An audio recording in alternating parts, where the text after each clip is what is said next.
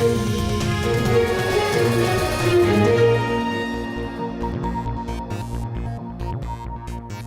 and a very warm welcome to Rajya Sabha TV. I'm Tina Jha with News Tonight, where we get you the day's biggest news stories from across India and around the world. 6,000 new COVID-19 cases for the 7th day in a row and 194 deaths in 24 hours is the biggest news of the day today. However, with over 67,000 patients getting cured, the recovery rate in the country continues to hold strong. 6,566 new coronavirus cases were reported in the last 24 hours, taking the total number of COVID-19 cases in India to 1,58,333. The number of active coronavirus patients in the country stands at 86,110. At least 67,692 patients are cured, taking the recovery rate to 42.75%. Maharashtra reported the most number of cases on Wednesday yet again, with 2,190 cases. The state has a total of 56,948 cases. Mumbai has 33,000 COVID-19 patients. The state alone has nearly 36% of India's total coronavirus caseload. After Maharashtra, Tamil Nadu saw the highest number of coronavirus cases. At least 817 people tested positive for the virus on Wednesday, taking the state's tally to 18,545. In the national capital, coronavirus cases crossed 15,000 on Wednesday. 792 new cases were reported yesterday, the biggest spike in the COVID-19 count yet. The number of COVID-19 fatalities surged to 303 in Delhi. Gujarat added 374 fresh cases in the last 24 hours. The fatalities due to COVID-19 infection continued to surge in Gujarat. The state saw 23 deaths on Wednesday, bringing the toll to 938. Ahmedabad alone witnessed over 700 deaths. Uttar Pradesh crossed 7,000 after registering 269 fresh cases in the last 24 hours. The death toll in the state stood at 177. 6 more COVID-19 deaths were reported in Rajasthan on Thursday, taking the number to 179. The state has 7,947 cases. 2,149 are migrants who returned to Rajasthan from other states. After successfully containing the spread of infections, Kerala is witnessing a fresh wave of infections due to migrants coming back home. On Thursday, the state's tally stood at 1,004 with 7 deaths. In the last 1 week, the number of confirmed infections in the state has gone up from 666 to 1,003. Frontline workers also continue to put their lives at risk in the battle against COVID-19. In Maharashtra, 131 police personnel tested positive for COVID-19 and 2 deaths were reported in the last 24 hours. Positive cases in the Maharashtra police rose to 2,095 with toll at 22. As many as 195 healthcare workers tested positive for coronavirus infection at the All India Institute of Medical Sciences in Delhi. Over 50 healthcare personnel have tested positive for COVID-19 in the last 2 days. One of the AIIMS sanitation supervisors who tested positive for COVID-19 died on Sunday, while a mess worker at AIIMS succumbed to the disease last week. Cabinet Secretary Rajiv Gauba held a meeting with municipal commissioners and district magistrates of 13 COVID-19 hit cities to review the situation with them on Thursday.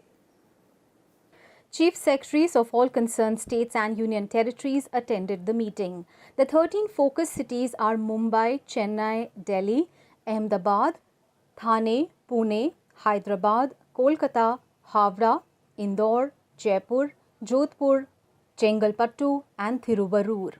According to the government, about 30 groups in India, big industry and individual academics included, are trying to develop a vaccine for the coronavirus. However, till the time a vaccine is not developed, hygiene, decontamination of surfaces, physical distancing, tracking and testing remain the top tools to fight COVID-19. There are about a total of 30 groups in India, big industry to individual academics, who are trying to develop vaccines, of which about 20-ish are keeping a good pace. Yet, this is a very competitive area.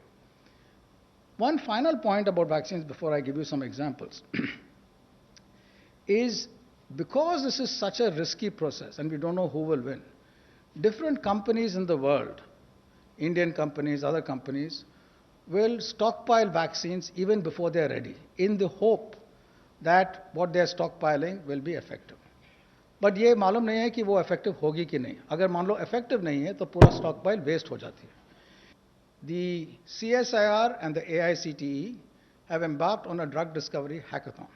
Now, this is not a routine kind of hackathon. This is a very high-end hackathon where students are trained with information on how to do computational drug discovery, and they will get access to the expensive computational tools to design drugs.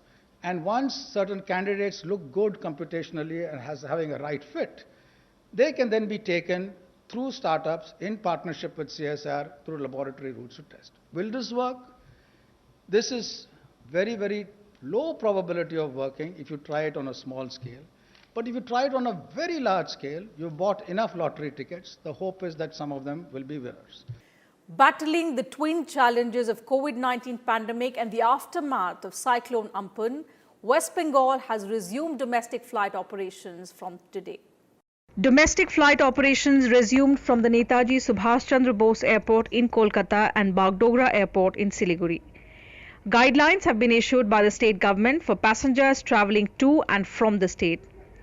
All passengers have to undergo health screening at the time of arrival. Passengers have to wear masks and follow social distancing. All passengers need to submit self-declaration forms on arrival and monitor their health for 14 days.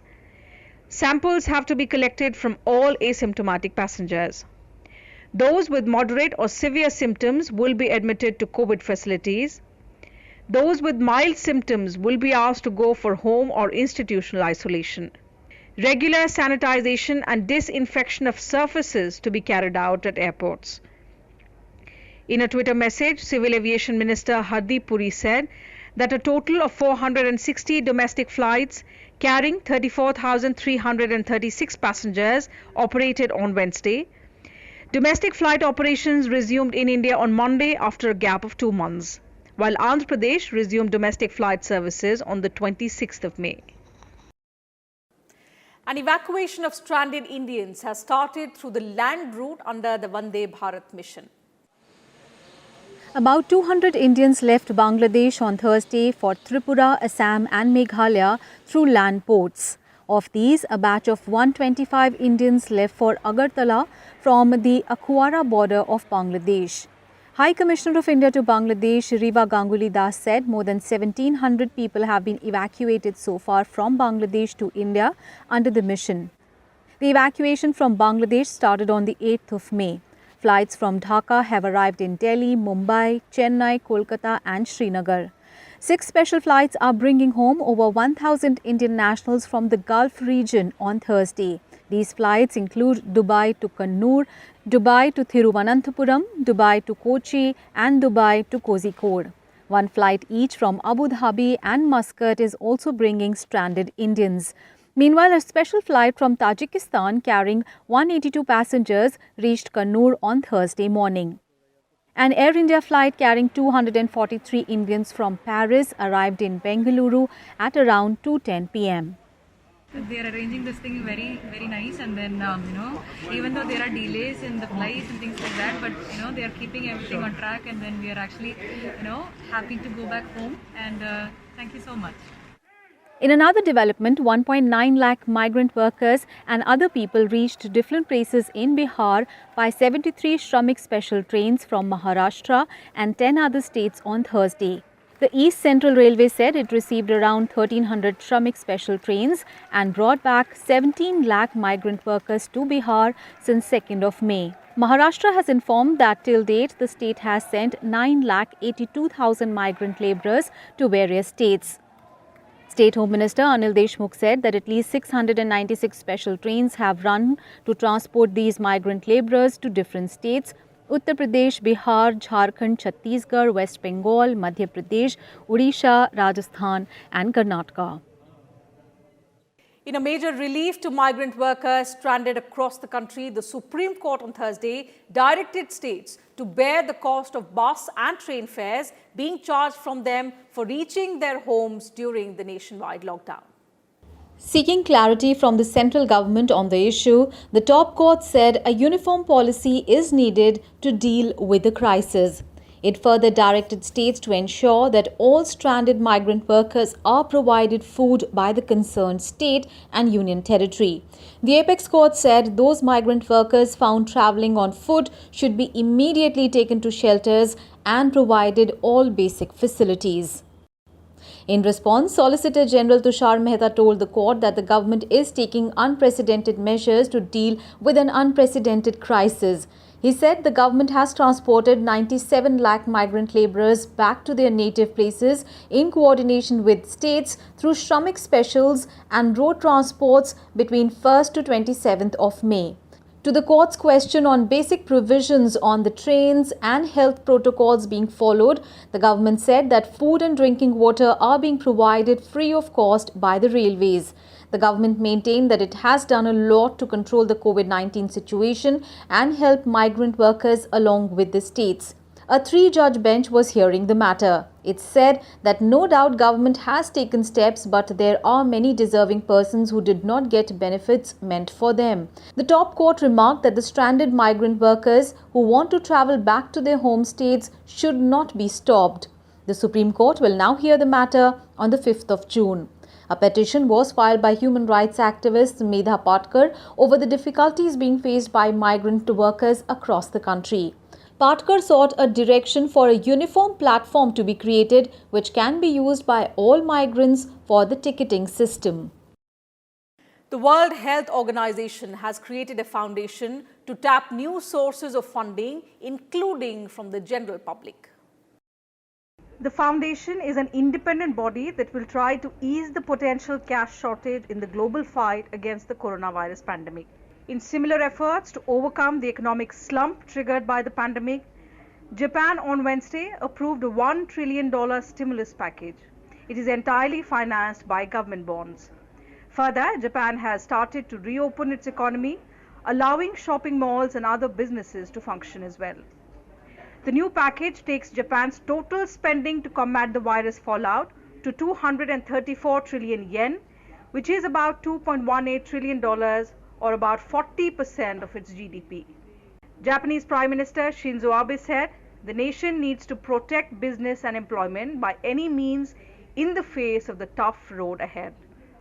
Across Europe, the lockdown is being lifted gradually. Businesses are reopening and many children are back in school. France started lifting restrictions since 11th May, allowing schools to slowly reopen and shops and manufacturing plants to also resume operations. Restaurants, cafes and bars are also expected to reopen soon. In Russia, construction and industry sectors resumed work. Other non-essential services, including hairdressers, have also been allowed to reopen. Spain has also allowed major businesses including bars, restaurants, cinemas, theatres and exhibitions to reopen at limited capacity. Schools have partially reopened while foreign tourists will be allowed to return to the country from the 1st of July. Italy will allow free travel across the country and travel to and from abroad starting 3rd June. Other countries including Germany, UK, Belgium and Portugal are also taking steps to boost economic recovery. In a major relief for foreigners, Saudi Arabia is extending tourist visas that expired during the lockdown automatically for 3 months. It will be extended through the system without the need for the visa holder to visit the passport department in person. Renewal charges will also not be applied. Saudi Arabia also announced lifting of restrictions in the coming days.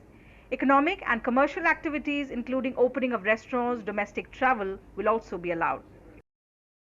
Israel has been gradually easing restrictions with the reopening of prayer houses, malls, schools and beaches under social distancing measures. On Wednesday, restaurants, cafes and bars reopened across Israel. The number of confirmed cases of COVID-19 globally has crossed 5.8 million, while 3,57,807 people have lost their lives due to the deadly virus. The United States remains the hardest hit with over 1 lakh deaths till Thursday. The Shanghai Cooperation Organization and the BRICS Group Summit, which was expected to take place in Russia in July, has been postponed due to the coronavirus pandemic. The organizing committee that prepares for the event decided to postpone the BRICS Summit and the meeting of the SCO Council of Heads of State that was scheduled to take place in St. Petersburg from 21st to 23rd of July. New dates for the summits will be set depending on the situation in member countries and the world. Prime Minister Narendra Modi has received the highest approval rating among a selection of world leaders in a recent poll. According to the poll, the Prime Minister's approval rating was high before the coronavirus crisis and has improved throughout it. On the 17th of March, 74% of Indians approved of the Prime Minister, and this number was up by 8 to reach 82% on the 19th of May. Other world leaders who saw their ratings improve most in the course of the crisis were Australian Prime Minister Scott Morrison and German Chancellor Angela Merkel. The poll is published by market research company Morning Consult. The centre has started efforts to help states that are battling attacks by desert locusts. The Ministry of Agriculture and Farmers' Welfare has said that locust control operations have been stepped up in the affected states.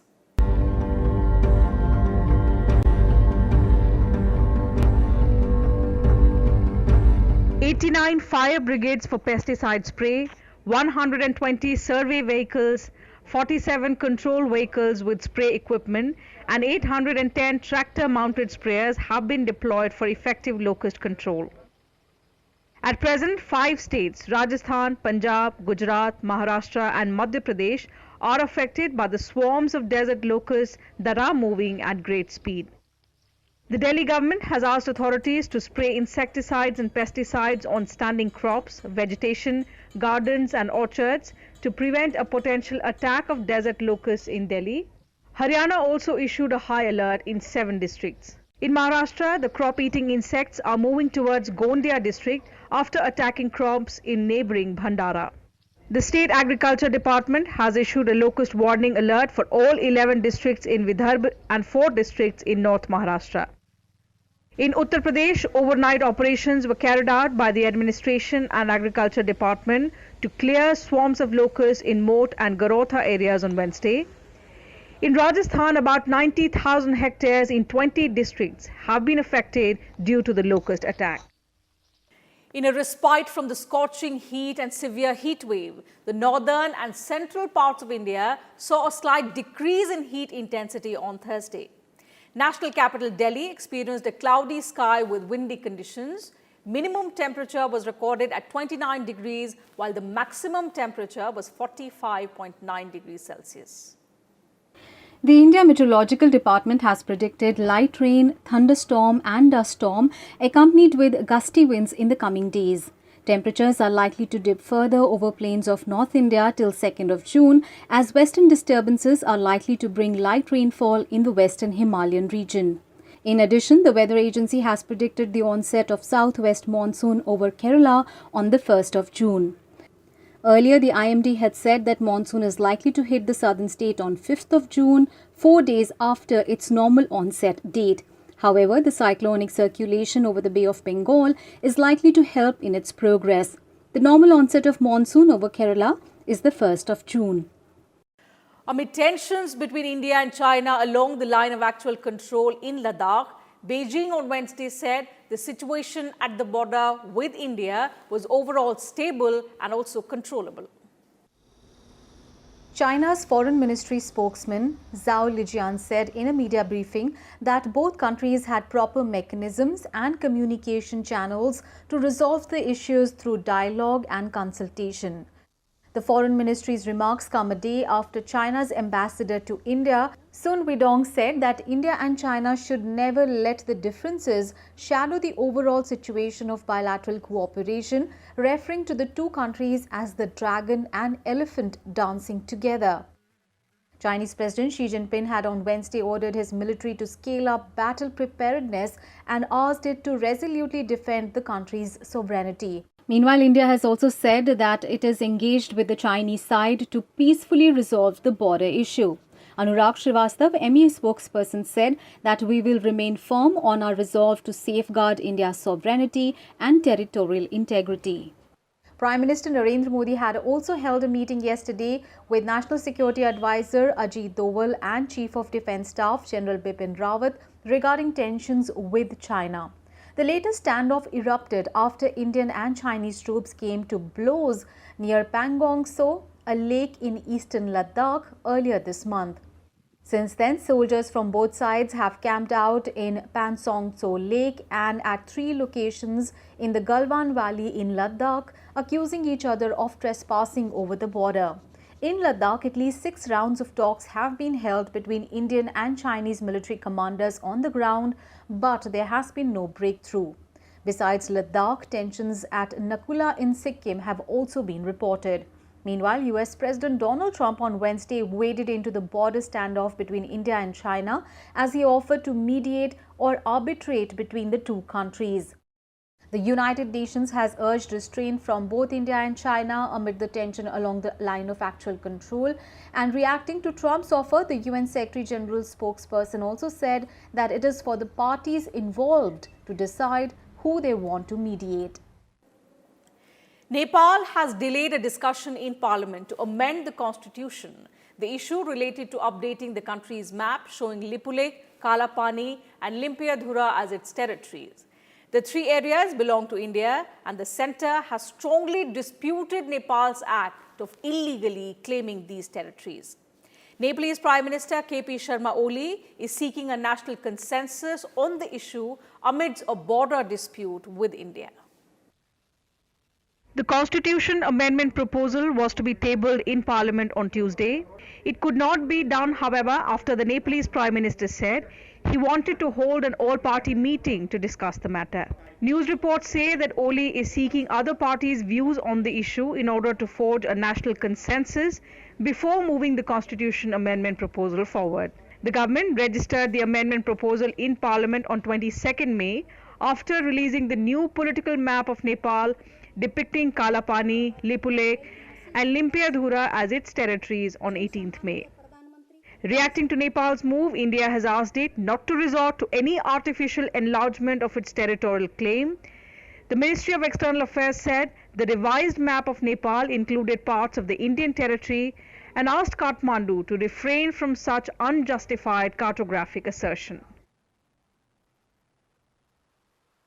Vice President M. Venkaiah Naidu has called for a change in the condition of farmers in the country. In an article that appeared in leading publications, he said that for every rupee that a farmer makes, others in the supply chain reap several times as much.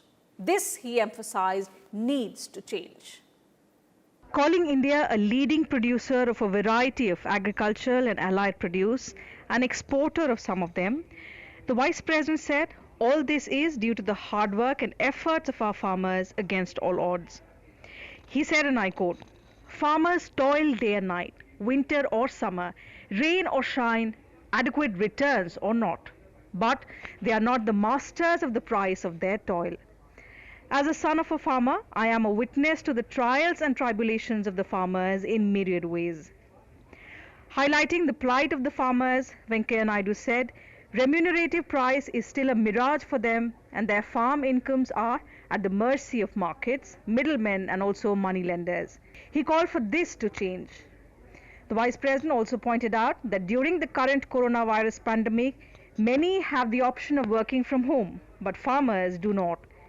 He added that despite lockdown, the sowing of wheat, paddy, pulses, etc. has increased over that of last year. In the end, the Vice President reiterated that our farmers deserve the long-awaited freedom to market their produce at a place of their choice. He also said that it should become a reality at the earliest. And Vice President M. Venkaiah Naidu on Thursday also paid tributes to Veer Savarkar on his birth anniversary. In a series of tweets, the Vice President said that Veer Savarkar had a multi-dimensional personality. He was a freedom fighter, social reformer, writer and political thinker.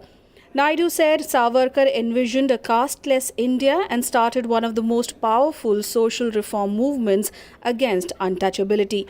He also added that Savarkar's indomitable spirit and commitment to free his motherland from foreign oppression will always be remembered.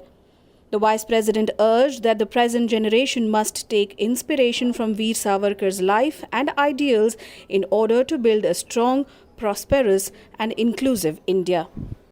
Prime Minister Narendra Modi also paid tributes to freedom fighter Veer Savarkar on his birth anniversary. Modi said Savarkar motivated several people to join the freedom struggle.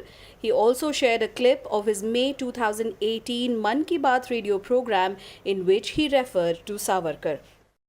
And that's it from us in this bulletin. Thank you for your time. Take care of yourselves and your families, and do not forget to take the necessary precautions. Good night.